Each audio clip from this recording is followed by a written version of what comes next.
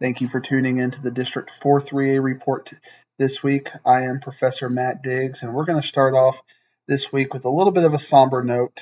We will definitely get into our frivolity and normal District 4-3A antics at some point during this show, but I want to start off the show by having a genuine reflection on just an absolute icon in Oklahoma high school football history. Coach Jim Dixon, the head coach of Sulphur, Oklahoma, for almost coached for 50 years, passed away suddenly this past week, and this is significant to the District 4-3A report because Whitesboro was scheduled to play Sulphur this week. As part of my research on this game, I wanted to see if Sulphur had a history of playing Texas teams, and I went back to 2004, and this was the first scheduled game against a Texas team in that time period. As I did my research, I found out that Coach Fagan coached in Ada, Oklahoma, so probably knew Coach Dixon personally, maybe even looked up to him. I don't know for a fact any of these things. I just have to imagine, given his history and some of the accolades I'm going to mention, it would be like being a Dallas coach and not knowing who G.A. Moore was or Randy Allen currently, just an absolute legend in Oklahoma football. Jim Dixon, and I want to also credit Hallie Hart. I know we have players who listen to this, so you always got to cite your sources, kids. So Hallie Hart of the Oklahoman wrote an article on Jim Dixon and his life. So a majority of that information comes from Hallie's research and Hallie's information in that article. And Jim Dixon started coaching in Sulphur in 1973 at the age of 22. So somebody who went to high school, went to college for 4 years, graduated, got his degree, went straight into coaching, knew exactly what he wanted to do. And 2 years later, at the age of 24, he became the head coach for Sulphur, Oklahoma. So 1975. I was born in 1978, so and I'm not a spring chicken by any means. So he was a head coach before I was even born. Just that lets you know I'm 44. He won state titles in 2002 and 2004. Max Preps took us back to 2004, and I got to see his state championship pedigree. They went 15-0 that year in 2004. In 2001, so 26 years into his coaching career, he was already put in the Oklahoma Coaches Association Hall of Fame, getting to do the Hall of Fame honors, the Texas high school version of that this past year with my award. I really know how the Texas coaches revere that. I can't imagine going across the Red River changes anything as far as that goes. And even a greater accolade for Coach Dixon. 2017, he was recognized by the National High School Athletic Coaches Association, inducted into their Hall of Fame. Passed away at 71 after complications with an unknown medical condition. And this game against Whitesboro this week was canceled. Uh, some of the articles I read about it were very complimentary of Coach Fagan, being completely understanding, not pushing at all, not doing anything like that, trying to force the game or anything like that. So just asking how they could be helpful in Whitesboro, wanting to know when the service was. Obviously, just a tragedy up in Sulphur. Somebody who has been so revered, and just a quick math lesson for you. If they had 50 players on a team over the last 50 years, that's 2,500 kids he's influenced and was a big part of their life. And not many people can have that kind of impact and that kind of longevity. I remember when the Rangers coach got fired, an opposing coach, said we get hired to get fired. And I know many high school football coaches, with the pressure of success, have, not necessarily that mentality, but as far as that kind of longevity in one place, it is very rare, regardless of which side of the river you are on. So, just wanted to start out District 4-3A report with a little bit of a history lesson if you're unfamiliar with that. Again, thank you to Hallie Hart for all of that information for the Oklahoman. And 71 years old, a complete legend. We'll take a moment of silence and then we will get into the District 4-3A report as normal.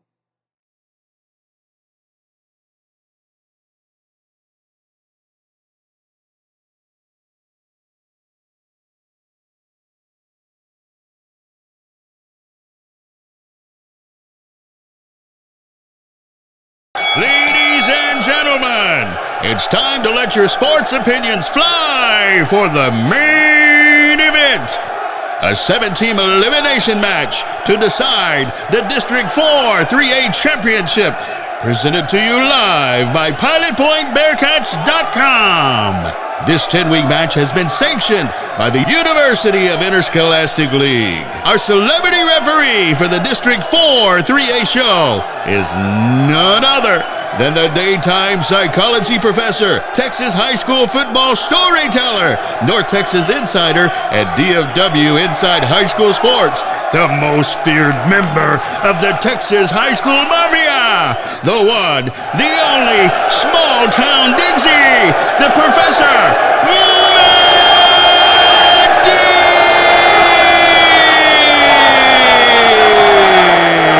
Woo!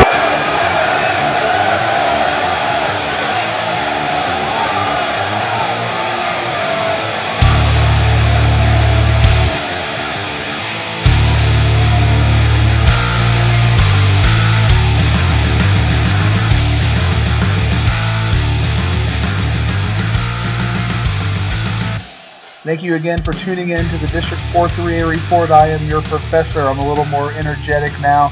We'll get into the meat and potatoes of the District 4-3A report. And we have some changes this week. Absolutely have had some calibration. Need to apologize to Paradise firsthand because, if you remember my picks last week, I had Paradise losing to Godly. And not only did they not lose to Godly, they pretty much took the whipping stick to Godly. So a little wrong about that one. I was wrong about Boyd over. I thought they would lose to Fourth Country Day, and Boyd took care of business there. And then Peaster, again, with just another week where we're scratching our head trying to figure out what's wrong with Peaster. And that's really part of the big movement involved in things. And I promise you, as part of this week in the District 4-3A report, it's the District 4-3A Roadshow where I'm going to go out to games this week, and I'm going to see two of our District 4-3A teams with my own eyes, and I'm sure I'm going to see a lot of fans from Whitesboro out there at Brock. I'm going to go see Brock versus Gunter on Friday, and then a very rare Thursday 4 p.m. game. Probably see a lot of people in the District 4-3A report there as well. And I would imagine if you're interested in a playoff spot, you might want to go out and scout these Paradise Panthers because things have completely changed over there in my perception of everything with District 4-3A. So you might want to check out Paradise this week as they'll be taking on Millsap. And so I'll have a little more insight into things, hopefully into next week as we get started with District. This week in a 17 district is our last week, and we'll have 3 games a week. One team will have a bye every week, and we will figure things out from there. I know Whitesboro and Pilot Point are going to start us off in a big way next week, but that's for next week. This is this week, and we're going to talk about this week the games that were and the games that will be coming up. And, of course, we'll start with our big game of the week last week, Brock versus Wimberley. I was taking L's left and right, ladies and gentlemen. I thought Brock would finally bounce back in this game. And in many ways, Brock did bounce back in this game. But giving up 23 points in the second quarter created a hole. They were down by 16. They couldn't overcome that. They played better in the second half. And again, when I'm just breaking down these box scores, it gets into the intangibles of the situation. And Brock, with 3 turnovers in this game, you can't go -2 and win these big games against state-ranked teams. And if Brock puts up a -2, -3 turnover performance, Whitesboro can beat them. Paradise can beat them.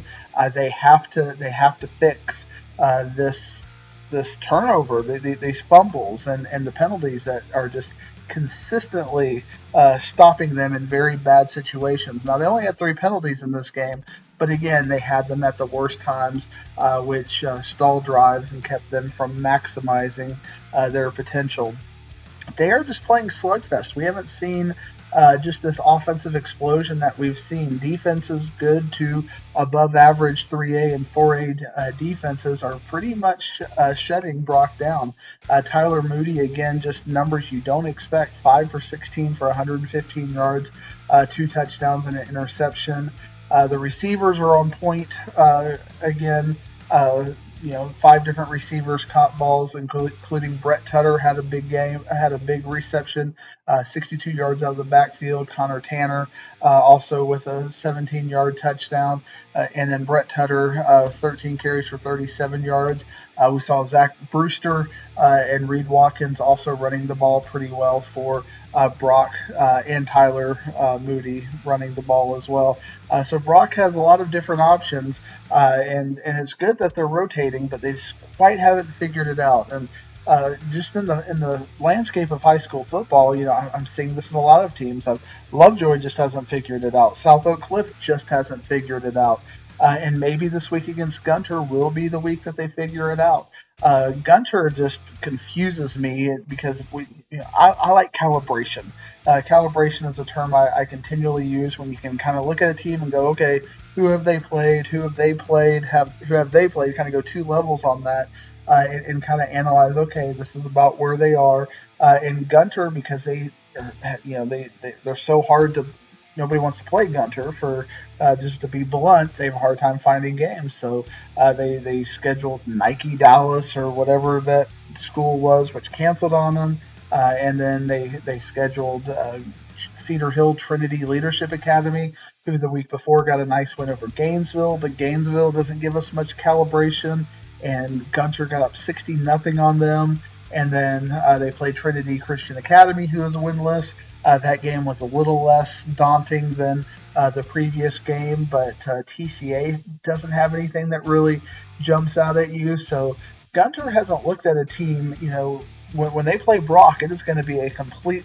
They're going to be like, well, these kids can play. They're well coached. They're athletic. They haven't seen athletes like that yet. Whereas Brock has now seen 4. This will be the 4th game that Brock has played where they've played athletes on that level. And it'll be interesting to see if Gunter can adapt to that change of pace, because the game for the 4th game of Brock, it's slowed down for them.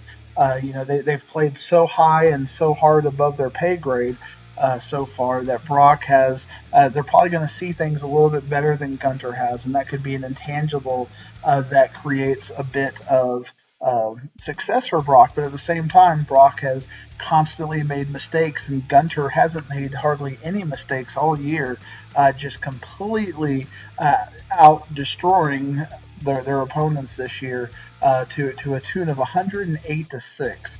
So I like Gunter in this game, even though it's going to be at Brock, but I think it's going to be a slugfest, a 1-score game. If Gunter beats up Brock, similar to the way Texarkana Pleasant Grove did earlier in the year, I'm going to be a little bit worried about Brock, but I think that Brock will bounce back and take care of business. Moving on to Whitesboro. Whitesboro had a nice win over Pottsboro, 35-27. And really, I believe the storyline with this Whitesboro game, too many boroughs and things. I'm glad we don't got Winsboro in here, because I'd be completely thrown off. But Whitesboro, this was the game about getting Grayson Ledbetter back into the Whitesboro system.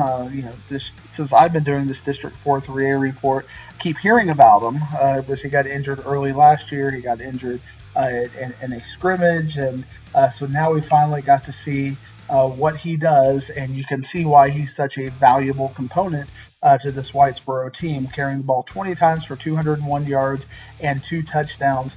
And with his presence, you almost saw Whitesboro going from a team that's averaging 300 yards in the air and just going downfield to being a little bit more of a running attack.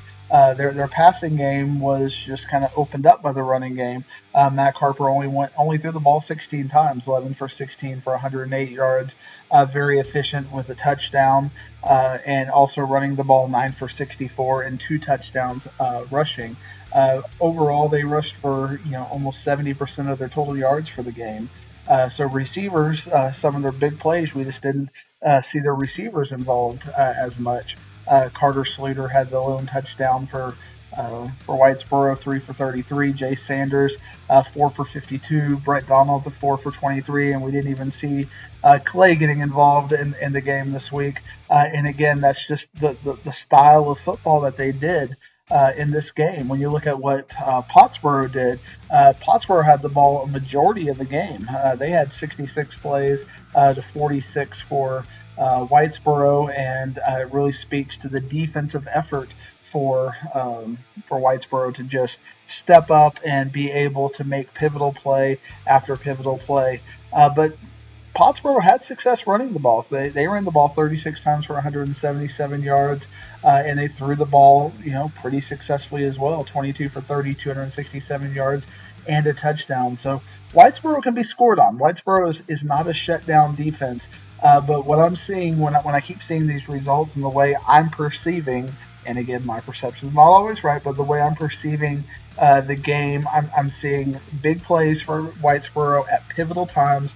I'm seeing mistake-free football, and I'm seeing good execution. They're not a team that is stepping on their foot right now. Brock looks like a team that's stepping on their foot in pivotal situations, but Whitesboro is playing clean football.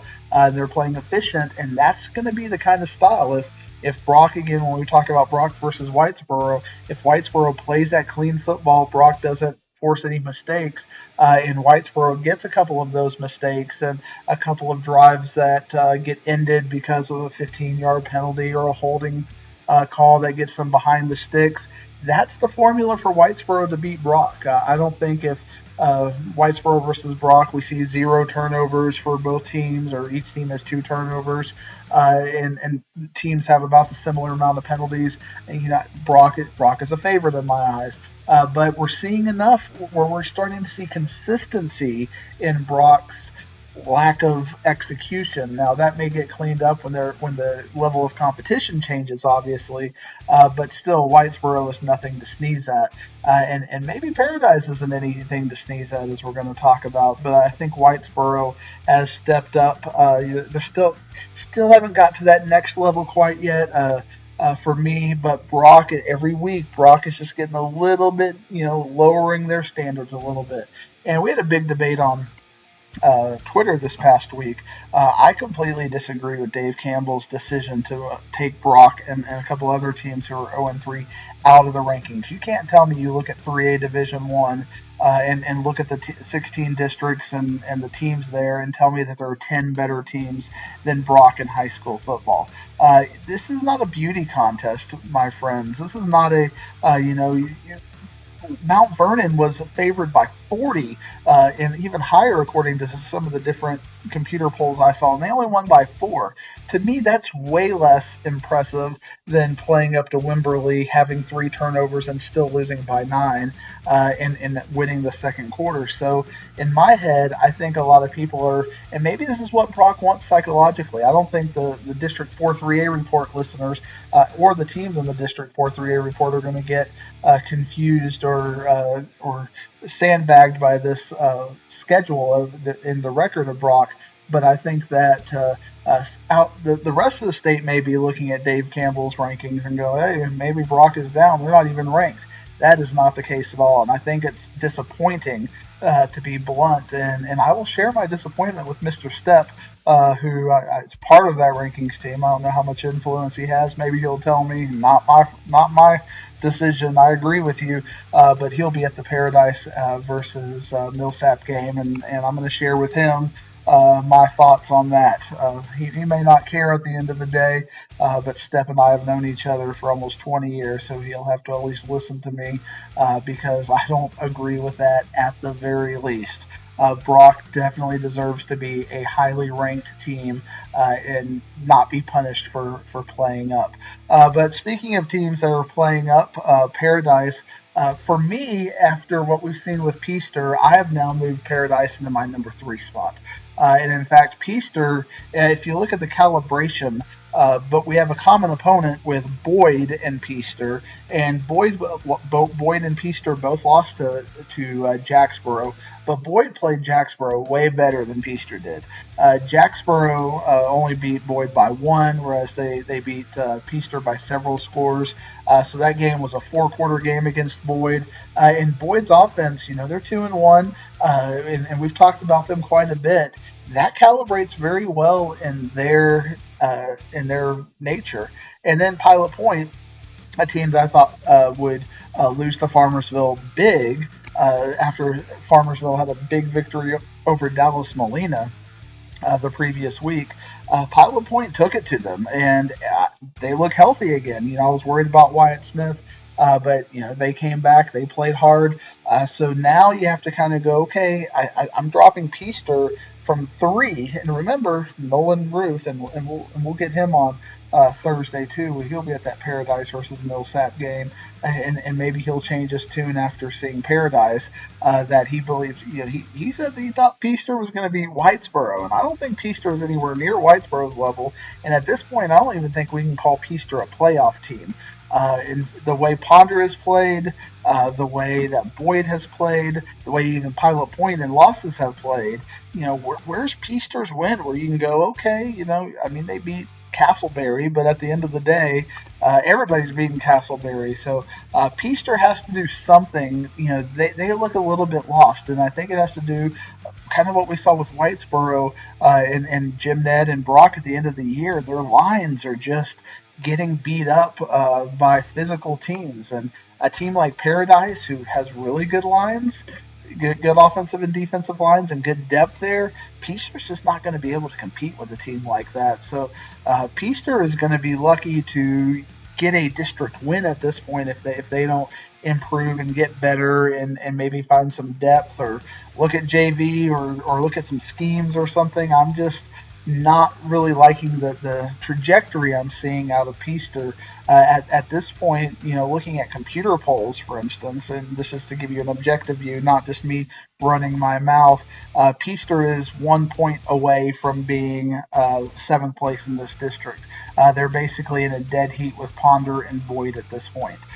So they're competing at the very bottom of the district, whereas we thought Nolan thought they were a number 2, and I'm gonna dog on Nolan for having them number 2. I have them number 3, so I'm not too far off as far as that goes. But at this point, I'm dropping them below Pilot Point. I've got Pilot Point back at that 4 spot, and it's hard for me to give you a convincing reason why Ponder or a team like Boyd wouldn't beat them right now. But Ponder plays Godly this week, and we have lots to say about that. But let's talk a little bit about what Paradise did. Now, Paradise is one of those teams that they don't put their statistics out there. They're covered by Wise County Messenger. Wise County Messenger has everything behind a paywall, so I don't have a ton of information about that.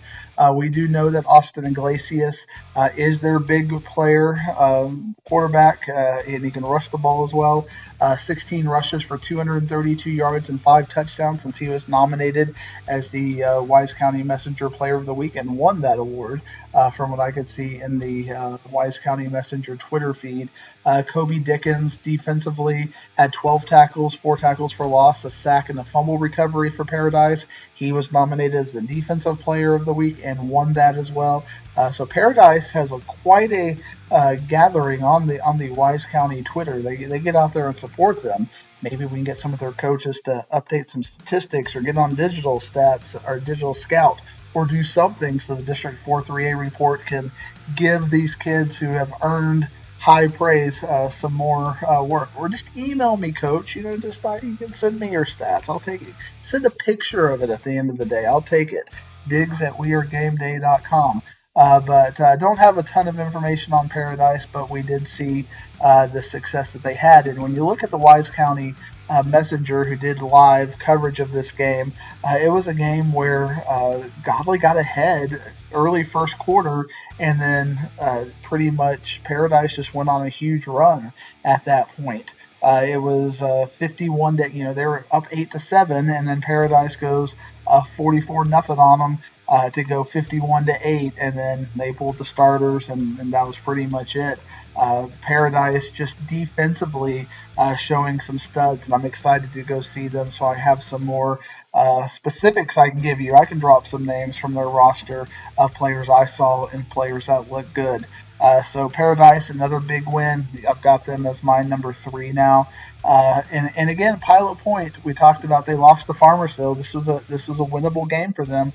They were up 18-14 at halftime, but Farmersville made some second half adjustments to go up 21-18 and win the game. Wyatt Smith had a big game again, 16 for 30, 209 yards and 2 touchdowns, and again no mistakes. Ashton Kirby, just another big game, catching the ball for the Pilot Point Bearcats, 10 for 112 and a touchdown. Crew Chandler showing a big play threat, 3 for 79 and a touchdown. One of those a 34-yard touchdown. And then Gage Anderson, the sophomore, continuing to run out gutty yards. Only touched the ball 7 times for 34 yards. We saw Colin Lynch also getting some rushes, 8 for 25.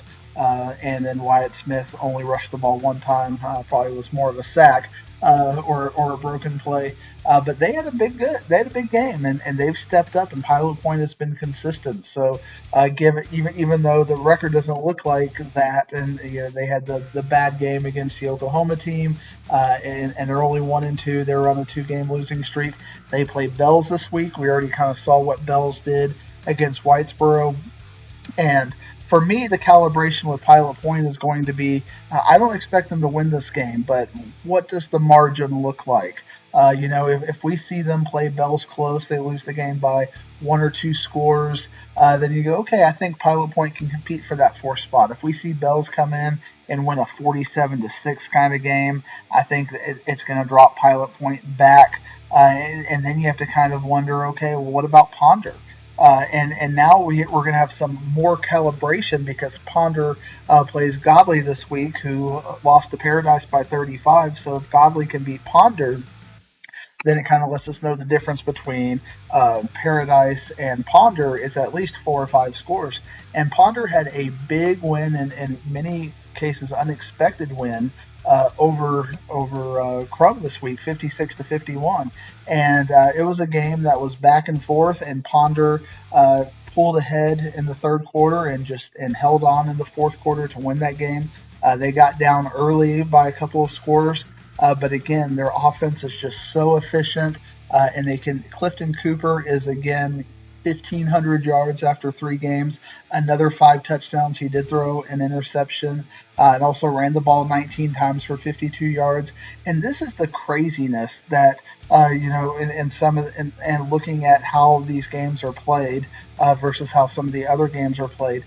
Cooper threw the ball 55 times. They ran it 44 times as well. So they ran the ball, or they had a total of 99 plays. And we look at what Whitesboro did. Only having 40-50 plays. We look at Brock only having 40-50 plays. So they're playing with some tempo, and it's going to be obviously something the coaches are prepared for in the District 4 3A otherwise, but it's not something that we've seen. I haven't seen any of these other games where a team has 80-90 plays in a game, except for Ponder, and Ponder is playing that way every single game, and obviously their athletes are able to keep up to play 99 plays, so the conditioning might be there, but defensively, as great as these offensive numbers look, they're still giving up 50 points quite a bit. In fact, Ponder has given up 122 points despite scoring 190 points. So on both sides of the points for and points against ledger in our district, they are leading on both sides. And in fact, they're leading by 70 on the points for side, with Paradise being the only team that has scored more than 40 points a game, whereas Ponder's averaging 63 points a game.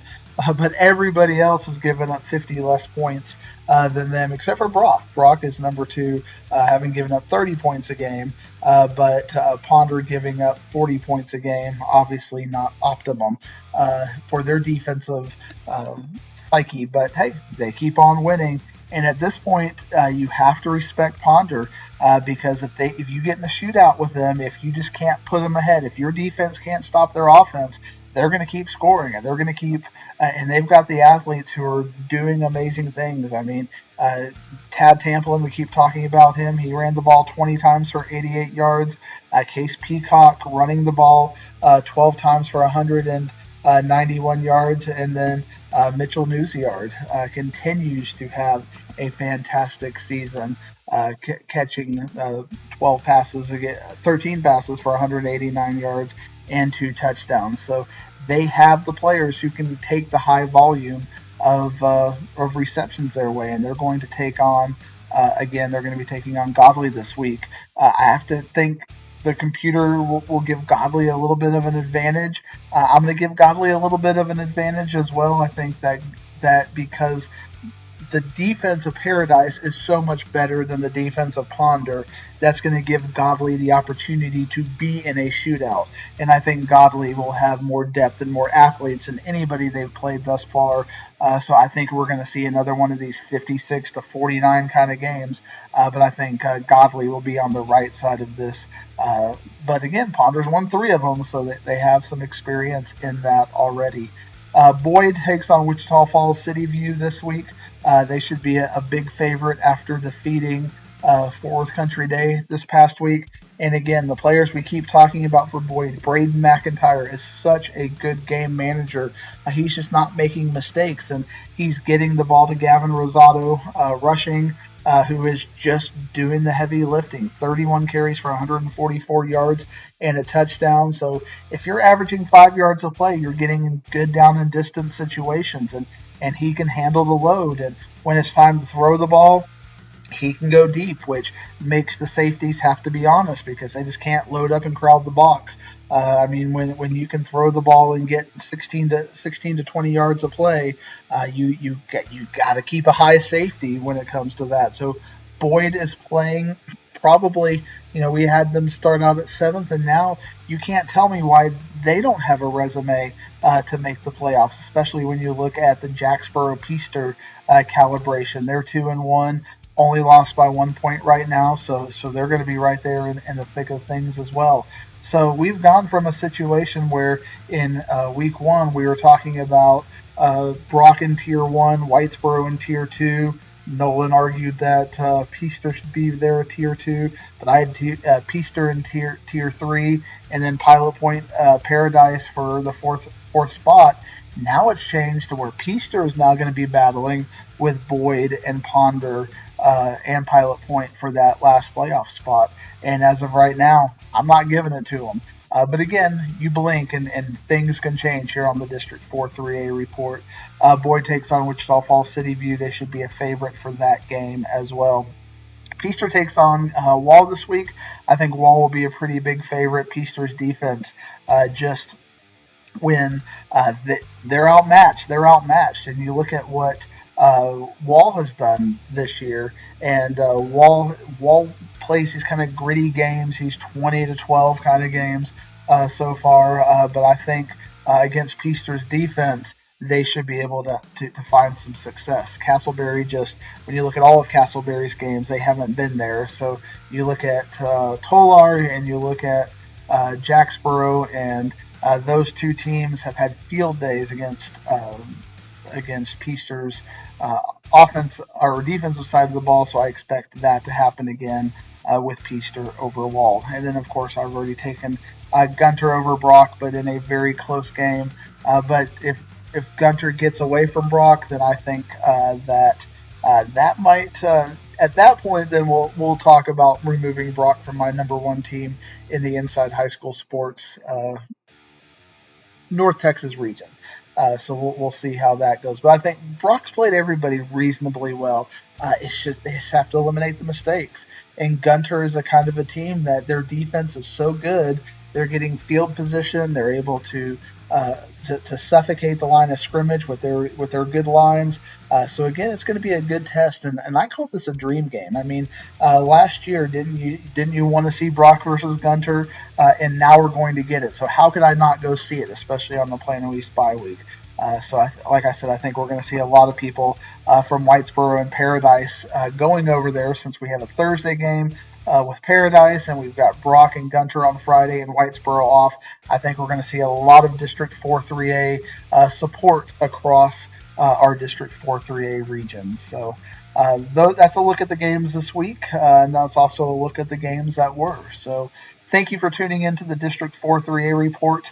The last time before we get into district play next week, we'll review all of these games, the 6 games, and I'll see 2 of these 6 games, and then we'll have the previews for the 3 games as we get into district play coming up. So I'm very excited as we get into district, and we'll have our final look, and maybe we'll get Nolan on. Maybe we'll give Nolan one more chance before district to just apologize to the district, to Whitesboro specifically. I think he needs to apologize to Whitesboro for underestimating them, and he will. You know, he's not afraid. He may double down if we see Peaster beating Wall this week. You know, Lord knows Peaster's going to win state according to Nolan.